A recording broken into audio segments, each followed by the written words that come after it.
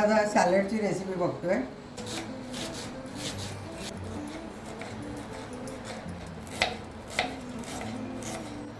काकडीचं पण बी काढून घ्यायचं.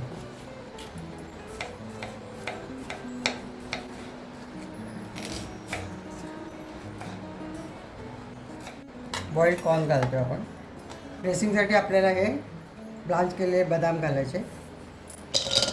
थोडंसं मीठ, अर्धा चमचा. थोडीशी आपण मिरची घालतो आहे. थोडी एक पाव चमचा काळी मिरी घालतो आहे आपण. व्हिनेगर, एक चमचाभर मध आहे. थोडी कोथिंबीर घालतो आपण. त्याच्याऐवजी पासली पण घालू शकतो. हे सगळं आपल्याला वाटायचं आहे. 2 चमचे पाणी घालतो याच्यात.